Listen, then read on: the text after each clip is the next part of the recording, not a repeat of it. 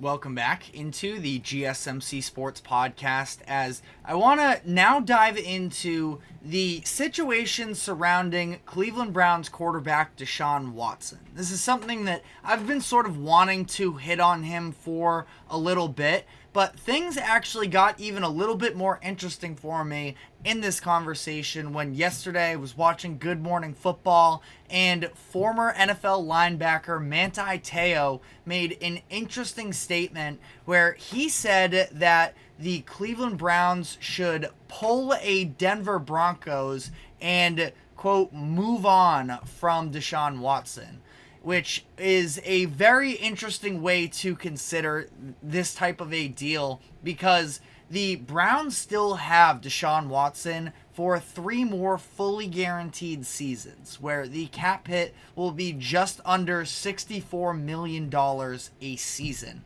That is a ton of money to just eat and sort of move on from your roster construction from there. And I can't imagine there are too many Broncos fans that would say they love their current financial situation with the Wilson contract still on the books for a couple years. Now, that being said, to sort of counteract my own point, a lot of Broncos fans, I would almost guarantee every Broncos fan, would rather have their current situation with a Bo Nix who was impressed during preseason, was a first-round selection, and whether or not you believe Bo Nix has the potential to be an elite quarterback, he's at least a young player, and that unknown entity about it does sort of at least draw excitement that Russell Wilson would have never been able to actually bring at that point in his career and where the Broncos were with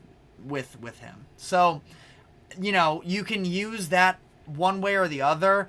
I would say 3 seasons to try and just eat those $64 million a year that go into the void of space that you're still paying him and has zero impact on your current roster. I don't think that is a model way to go about business. I understand that Browns fans probably would like just somebody that is a little bit easier to root for based off of, off the field considerations as well. But, I think that for the Browns, is there a world, and really that's the question, is there a world where Deshaun Watson can at least resurrect his career to the point where he's not this massive negative that we're putting in the same conversation as that Russell Wilson deal? Last year for Deshaun Watson, he only played in 6 games. He threw for 185.8 passing yards per game, 7 touchdowns, 4 interceptions. Wasn't very good overall. That being said, the Browns were 5-1 in the games that they played, and if you're trying to play optimist on this situation for Cleveland, I would say that his last 2 starts of the year were significantly more positive than what we had been seeing from Deshaun Watson from the end of 2022 to early on in 2023. Last 2 starts, Week 8 versus the Arizona Cardinals. It's the Arizona Cardinals. That was before Kyler Murray had returned, so it's not like that's a win you can really stick your flag in, but 27-0. He was facing Clayton Tune. He was good in the game. That's all you can really ask for him. I understand the Cardinals weren't that good, but you play who you play, and he was able to give you a positive performance in that game. To me, it's more about what he did in Week 9 facing the Baltimore Ravens, and he led a 4th quarter comeback win to take down one of the best rosters in the NFL in a division rival Ravens team, where stats at face value, you can look them up. I understand. They don't look great. He was 20 of 34 passing, 213 yards, 1 touchdown, and 1 interception. So again, not great there. But if you look a little bit deeper into how that game actually played out, it's something that I look at. It was probably, at least in my eyes, his best start of the season, given the fact that it's coming against the Raven. You had to put up points. It ended up being a 33-31 ball game. It wasn't like he was just standing back there handing the ball off and the Ravens offense was stymied. No, the Ravens put up 30 points. Deshaun Watson was able to top it, though, against the number two or number one scoring defense in the NFL last year. And you look, again, a little bit deeper, perfect completion percentage in the second half. The Browns were down by 14 points headed into the fourth quarter, and he was able to lead a touchdown drive where he ends up scoring. And then the Browns also benefited from their defense stepping up and coaxing Lamar Jackson into a pick six. That being said, even there should have been a tie game. Kicker Dustin Hopkins ends up missing the extra point, so the Browns are still down despite their 2 touchdowns. And then Deshaun Watson led a 5-minute game-winning drive where they were able to ultimately walk it off. And he did fumble the ball during that. They were able to hop back on it, but even after that negative play that lost them 8, he made it back up by hitting Amari Cooper for something like 17 yards and making it a manageable 3rd and short. The Browns have a good run game, which is always going to be something that they can lean on. Deshaun Watson needs to be able to make the at least occasional special big play. And that is kind of where the conversation stems from with Deshaun Watson. And you talk about that Week 9 game against the Ravens. Again, some hit, some miss in the game. His season ends up being finished there as he gets ruled out for the remainder of the season. But the Browns season obviously did not end there, where after a couple mediocre games with Dorian Thompson-Robinson, they end up bringing in Joe Flacco, who was good enough to help lead them to an 11-6 record and make the playoffs. Flacco, if I'm not mistaken, wins Comeback Player of the Year. He was good, but he wasn't that good to the point where I think it's impossible for Deshaun Watson to be able to live up to the level of play that Flacco had. Flacco's whole deal was that he was just sort of going to start to let it rip a little bit more, where he was throwing interceptions, but he was hitting some of the shots as well. That was a historically good defense last season. Hard to ask them to replicate that at the same level, but I mean, he can still, I think that Deshaun Watson can do similar to what Joe Flacco did. Flacco in his 5 starts with the Browns during the regular season, you are talking about him throwing 13 touchdowns and 8 interceptions, 1,600 yards. That being said, again, you want to talk about the difference in Deshaun Watson's approach versus Joe Flacco.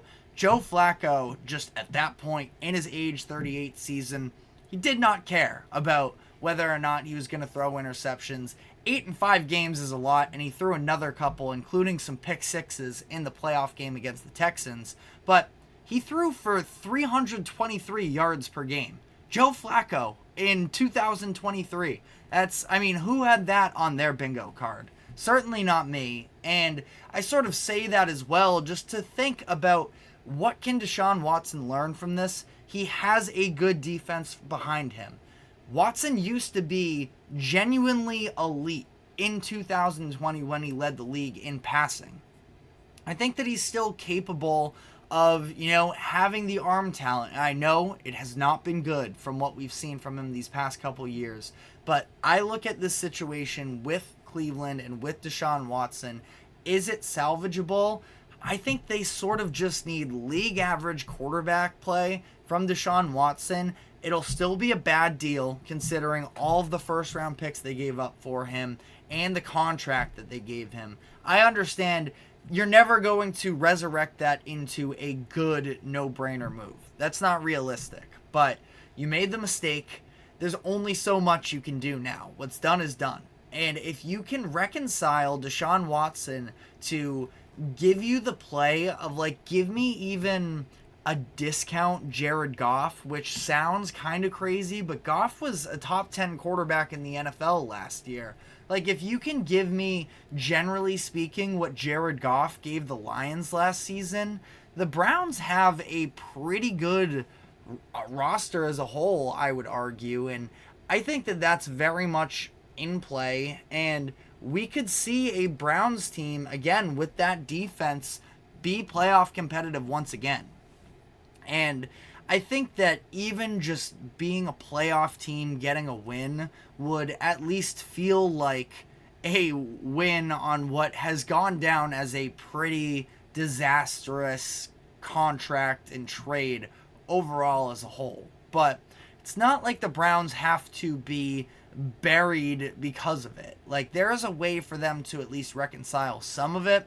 I don't have high expectations for Deshaun Watson at this point. We're talking about 4 years since he's given you that really good, really high level of play. But he can still be worth something to this Browns team. And I think that that's the direction they should go with. To Manti Te'o's point about the Browns should just pull a Broncos, eat the money, and just get out of that deal. I don't think that that's a great way to go about business. You can't, like we've been talking about, the theme of these past couple days, I feel like, is you can't, act scared as an organization. You can't be too prideful on the other end, where you have to force yourself to make the most of a misstep in terms of a transaction in the past. But I think there's too many years left on the deal, and the Browns don't have a wide open option anyways, in terms of a succession plan for what takes place after Deshaun Watson. If this year goes really bad, Deshaun Watson looks unplayable, and they end up with a good pick, go for it, I suppose. I mean, it's not ideal, but you got to do what you got to do at some point. But I think that the Browns can actually win football games with Deshaun Watson starting. At the end of the day, that's what your goal is, winning football games. It doesn't have to be the prettiest thing in the world, but if you can be playoff relevant for the next few years, I think that just about any Browns fan, especially considering the history of that franchise, recent history especially, that they would probably learn to be okay with it. But let me know what your thoughts are in the comment section. But we are now going to be diving into just a series of headlines that have taken place over the past 24 hours, as the deadline for NFL Cut Day is just over an hour away. We've gotten a handful of interesting moves, including one that just broke about 15-20 minutes ago that I want to dive into as well. So we will keep you updated on all of the latest there, but first we are going to be taking a quick break. Do not go anywhere. We will be right back.